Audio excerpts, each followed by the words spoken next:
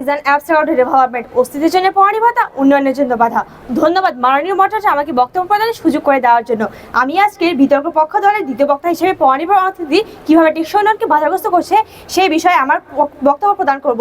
পড়ানি অর্থনীতি অর্থাৎ বিদেশি সাহায্য বা আন্তর্জাতিক বিনিয়োগ অন্যান্য বিদেশি সহায়তার উপর নির্ভরতা প্রকৃতপক্ষে টেকসই উন্নয়নের বেশ কিছু বাধা সৃষ্টি করে। পরিবর্তন ছাড়া স্থানীয় সম্পদ অপচয় রোধ করার মাধ্যমে আমরা টেকসই উন্নয়নকে এগিয়ে নিয়ে যেতে পারবো।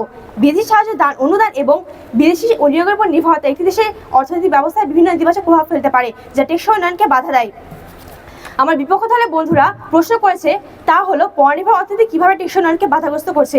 হ্যাঁ, আমরা মানছি যে আমরা স্বাধীনতার পরে তাদের কাছ থেকে সাহায্য নিয়েছিলাম, কিন্তু সাহায্য নেওয়া আরেক কথা আর পরনির্ভর হওয়া আরেক কথা। আমি এর পক্ষে কিছু মূল পয়েন্ট তুলে ধরবো।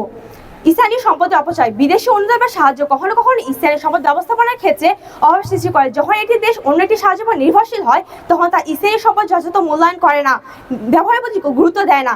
বিদেশি সাহায্য প্রাপ্তির কারণে দেশের স্থানীয় সম্পদের পরিকল্পিত এবং টেকসই ব্যবহারের উপর চাপ পড়ে, যার ফলে আমাদের অপচয় এবং ব্যবস্থাপনার দুর্বলতা দেখা দিতে পারে। এভাবে টেকসই উন্নয়নের জন্য প্রয়োজনীয় অভ্যন্তরীণ সম্পদ ব্যবস্থাপনা এবং উন্নয়নগুলো ক্ষতিগ্রস্ত হয়।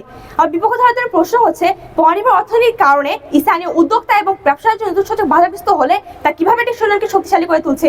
আশা করি উত্তরটা দিয়ে যাবেন। উদাহরণস্বরূপ বলা যেতে পারে ইলিশ আমাদের দেশে একটি সম্পদ, কিন্তু এই ইলিশকে আমাদের দেশের মানুষকে চড়া দামে কিনে খেতে হচ্ছে। কিন্তু যখন আমরা বিদেশ থেকে যখন কিছু আমদানি করছি তখন সেই জিনিসটির মূল্য আমাদের দেশকে অনেক চড়া দামে কিনে দিতে হচ্ছে। যদি তা না করা হয় তাহলে তা সেই দ্রব্যের মূল্য বৃদ্ধি পেতে থাকে। এ থেকে বোঝা যাচ্ছে যে আমার যতটুকু নির্ভরশীল হওয়ার দরকার আমরা তার থেকেও বেশি বিদেশের উপর নির্ভরশীল হয়ে পড়ছি। কারণটি সম্পদের অপচয় স্থানীয় উন্নয়নের ভারসাম্যহীনতা এবং অর্থনৈতিক অস্থিরতা তৈরি করে।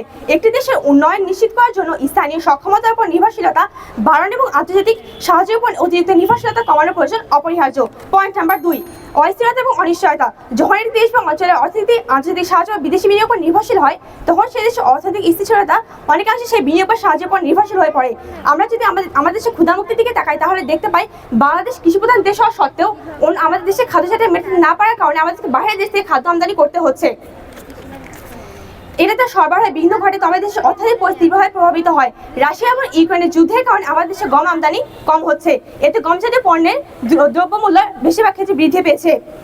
আমরা যে ধরনের খাদ্য সামগ্রী আমদানি করে থাকি অন্য দেশ থেকে তার মধ্যে রয়েছে পেঁয়াজ, বিভিন্ন ধরনের ফলমূলের মধ্যে রয়েছে আপেল, আঙুর এবং বিভিন্ন ধরনের চকলেট ইত্যাদি আমরা আমদানি করে থাকি। এখন আমাদের বিপক্ষ দল বলছে, বিপক্ষ দলের বন্ধুদের মতে এটাই কি পরনির্ভরতার সুফল? প্রশ্ন রয়ে গেল বিপক্ষ দলের বন্ধুদের কাছে। পয়েন্ট নাম্বার 3, উন্নয়নের ভারসাম্যহীনতা। পরনির্ভর অর্থনীতি উন্নয়নের প্রকল্পগুলোতে অনিয়মিত বন্টনের সমস্যা সৃষ্টি করে। বিদেশি সাহায্য বা দান অনুদান প্রাপ্তির প্রক্রিয়ার মাঝে দুর্নীতি ভরসার ব্যক্তিদের সাহায্যের সুবিধার প্রকল্পগুলো সঠিক বাস্তবায়ন না হওয়ার মতো সমস্যা সৃষ্টি করতে পারে। এই বলে আমি আমার বক্তব্য শেষ করছি। ধন্যবাদ মাননীয় মহাশয়, ধন্যবাদ সকলকে।